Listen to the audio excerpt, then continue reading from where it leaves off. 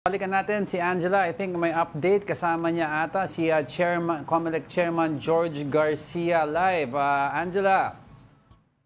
Hi, Diego and Pauline. I'm here right now with COMELEC Chairman George Garcia para bigyan tayo ng update dito sa nangyayaring first day na filing ng Certificate of Candidacy. Magandang umaga po sa inyo, Chairman. Magandang umaga, Angel.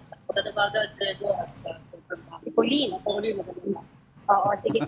Update po dito sa mga nangyayari dito, sir. So far, so good naman. Kung alam nyo yung orders ng mga kandidato po dito, Mark Isman, ay yung tumatakbo ng senador, nandiyan naman sa labas. At medyo maayos naman yung kanilang kalagayan. Bagamat paulan-ulan, bubuhos ng ulan.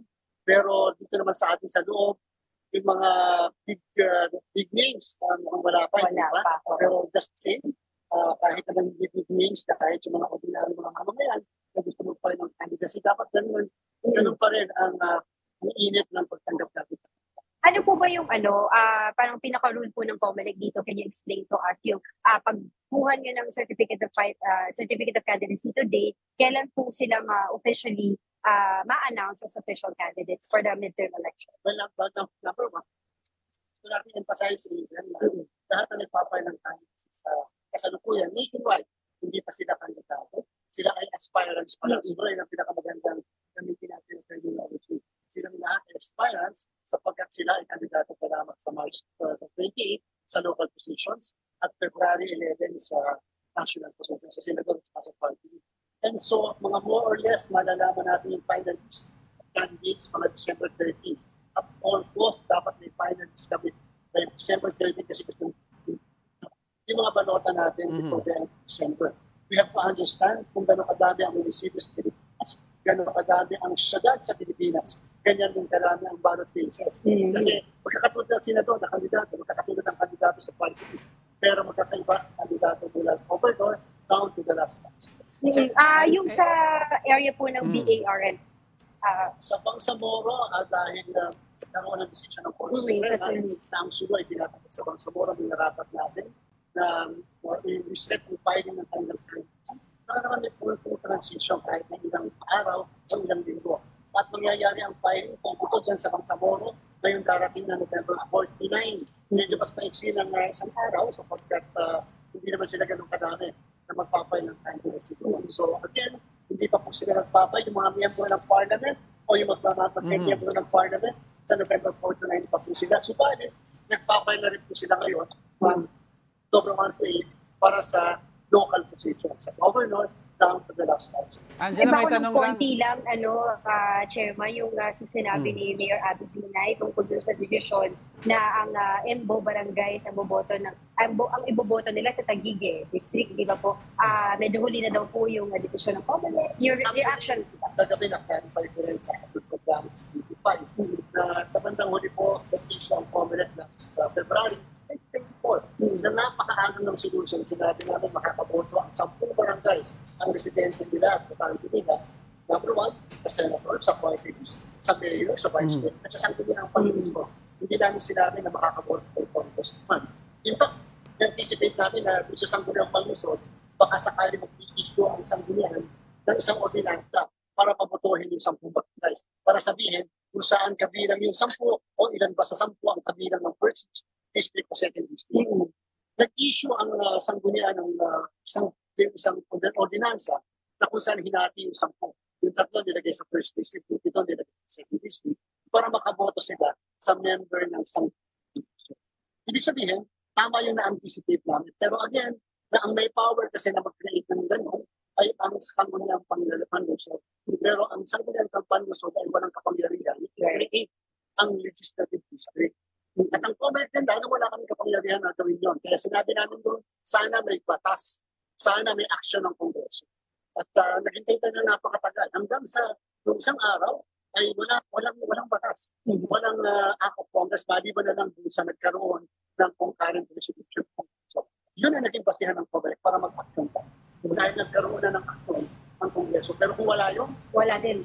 hanggang ngayon, kakabihin namin, hindi namin alam kung saan boboto ng Congress yung 10 barangays. Pero ang importante, hindi ma-disenfranchise yung mga botante. Yun naman yung aming pinakiusap na sana we will not disenfranchise anybody because the disenfranchisement is never the business of this republic.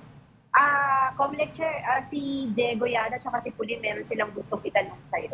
Yes, Chairman George, madami kasing nagtatanong regarding yung since aspirants pa yung mga nagka-file ngayon until such time na ma-declare sila officially candidates, ano po ang mga guidelines regarding yung pag-put up ng mga posters and campaign materials? Ano po ang allowed po ba to use the word vote or anong mga words, hindi pwedeng ilagay? Sir Diego, na iwag ng pagpapaili na ng certificate of candidacy. Kahit after the filing of certificates of candidacy, sapagkat sinasabi nga po ng Korte Suprema sa kaso ng Piñera versus Comelec na sila ay hindi pa kandidato. Sila ay kandidato lang sa unang araw ng campaign, which is a national position ay sa February 11 at sa local position ay sa March 28. At sinasabi rin ng Korte Suprema kung sa naging decision nila na wala ng premature campaigning sa isang automated election. At dahil dyan, practically lahat ng mga kandidato, aspirants, sa kasalukuyan nilang gawin ng lahat. Pagkalalaki ng mga pagmumukha nila sa mga tarpaulin, yung mga ikita natin sa mga kalsada, sa kalye, may mga ati-atihan, may mga bandang kasama, naka-t-shirt, nagkakakamay, nagpapakain, whatever. In fact, lumalabas nila iba sa television, sa radyo, sa dyaryo, may mga advertisements sa social media, wala pa silang violation. Right. In fact, lahat ng expenses nila, pagmula October, January, February, hanggang February 2nd, ay hindi kinakailangan-report sa SOSE because they are not yet candidates. Unfortunately, that's the law according to Supreme Court, and unfortunately, that's the decision of the Supreme Court in that case of Piñera. Kahit na medyo hindi maaaring tayo nag-agree fully sa decision, but we have to respect that decision of the Okay, Chairman, pahabol lang yung pagkakamay sa mga ibang voters, okay lang yon. Pero yung sinabi po ni Diego, yung use of word na iboto or vote for Senate, ganun, pwede ba yun, Chairman? Kasi sa kasalukuyan, hindi sila kandidato eh. So kahit sabihin mo, iboto niyo ako, kahit pagkataas mo yung mga kamay nila, parang silang nalalabag because there is no premature campaigning. Ibig sabihin, hindi premature yun because Hindi pa nila kandidato. They are not yet candidates. Yan po yung implication ng decision na yan. Ayan. Okay. Bahala na lang yung mga kababayan natin mag-desisyon. Yes, ako naman, mga kababayan natin, pagkamat maluwag, pagkamat decision na ganyan, at decision tayo ng automation doon. Sa atin, sumunod natin, sino ba yung mga sa palagay natin at this point, ang gugulang na. At this point, medyo hindi man lumalabag, pero masyado naman, umaabuso naman. Kasi siguro ko rin sana equal opportunity for me. Siyempre, yung mga mayayamang kandidato, sila yung nakikita natin pagkatadaming ginagaso na kahit sa respect. Tandaan po natin mga kabayan natin na yung mga ganyan sa inyong palagay, kung talagang meron sanang premature campaign ni paglabag yun, o di mas maganda, tandaan natin sila. Kayo ang bahala. Pagdating naman dun sa usapin ng party list, kasi marami nagsasabi na nag-aabuso at hindi naman daw talaga marginalized sector yung kanilang nire-representa. But according po pala doon sa SC ruling na 2013, hindi lang daw po pala yung exclusive to marginalized sector. Can you explain that? Sabi ko ng Korte Suprema kasi sabi ng ating taas-taas ang hukuman, dapat hindi man lang nakakita sa mga Paul's Bar at sa village. Pero nung sumunod na decision, yung 2010, dapat hindi naman ito sinasabing gumagapang sa kahirapan. Kinakailangan meron ng proven advocacy yung mismong nominee. So ano ibig sabihin? Maaari ko yung super figurado, pero ang pasniya ko sa mga magsasaka, sa mga senior citizens, sa mga PWDs, o sa mga kababaihan, sa kabataan, kailangan maging nominado ng ganong klaseng sektor. So ibig sabihin, yung mismong kataas-taas ng hukuman natin ay naging maluwag doon sa interpretasyon sa kung sino ang pwedeng maging nominee ng isang party.